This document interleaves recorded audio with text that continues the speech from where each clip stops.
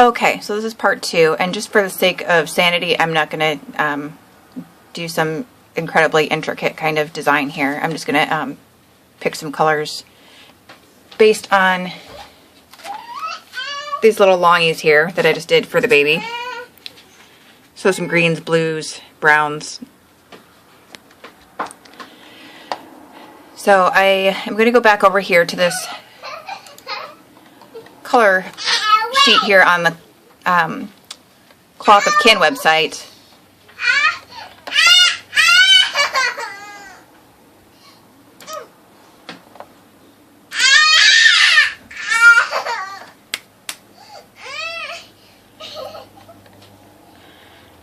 And I'm going to click on Peacock.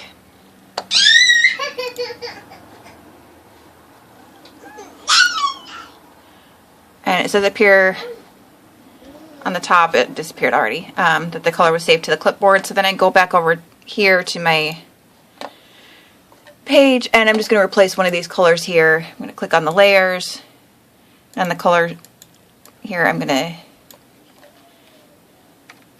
just paste over that, and it turns it into that peacock. And then go back over here, and I'll take this turquoise. You can see at the top, color copied to clipboard. I'm going to click on that purple right there. And click on the color here. Go ahead and paste that.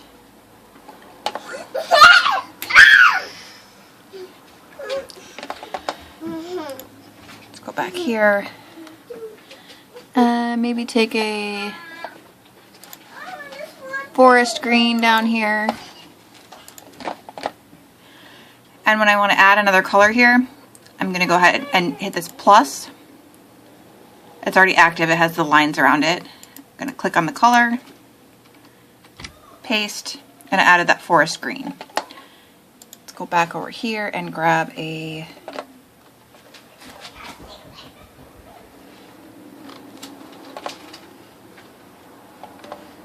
cinnamon, and click back over to the stripes generator, add a line, change it, there's the cinnamon, and take this raw umber here.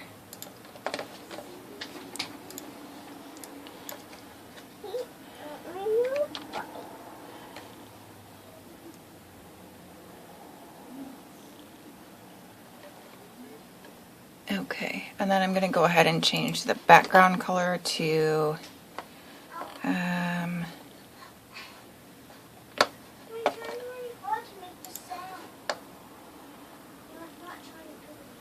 I'll do this moss here. And I'll go ahead up to the top, change that background color, and then you can see the colors that I'm working with right here.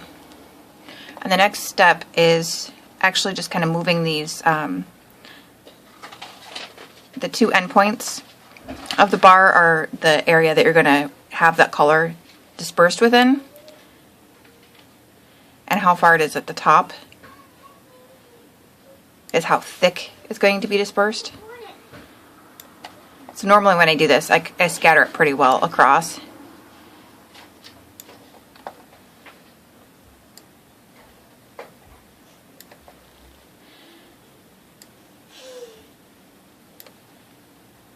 And you can add these little midpoints in here by selecting the color at the side here, or just by clicking on it, and then you do a shift click. So let me pick this one right here.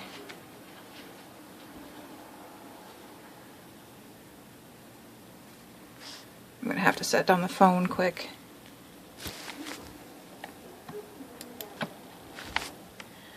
So I just clicked on the line and it gave me another point. And and that just gives me some more range to be able to move that bar through.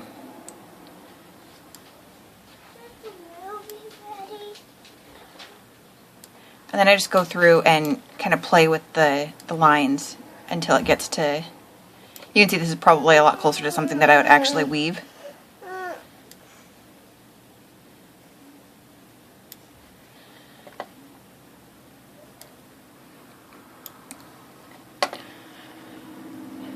So at this point, I'll call that good enough. I'm going to go over and I can name my project up here something else.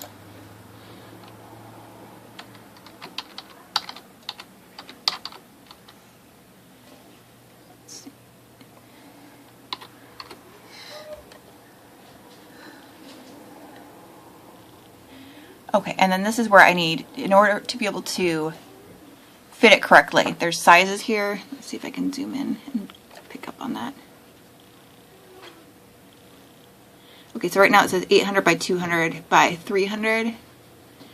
And most of my widths, if I'm doing this with 8.2, are going to be 768 threads.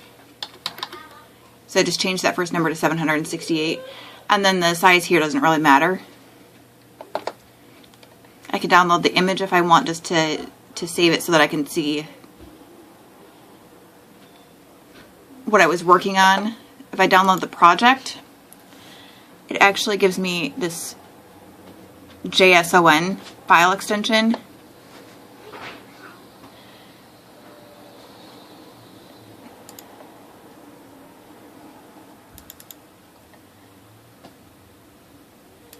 And I'll save it because this website doesn't, if I were to completely reboot, it might not bring back up my projects. If I wanted to look at it on a laptop instead of at my desktop, there's no way to get back here. I can't send anybody this link.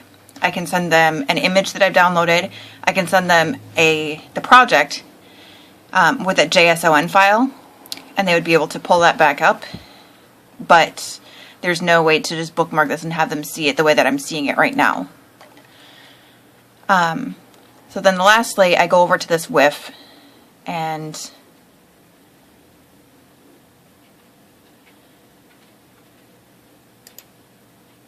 click on the button under Import Width, and I'm going to look for the file that I just exported.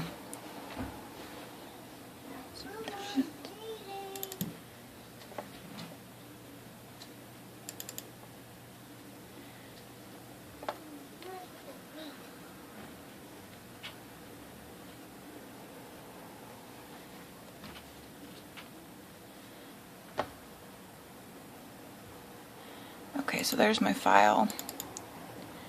I have to click import and then it shows up here at the top. So then I can go back to my projects, click on this one that I was working on, and then here I select the width.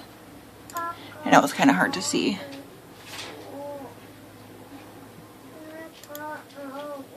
And then modify and download.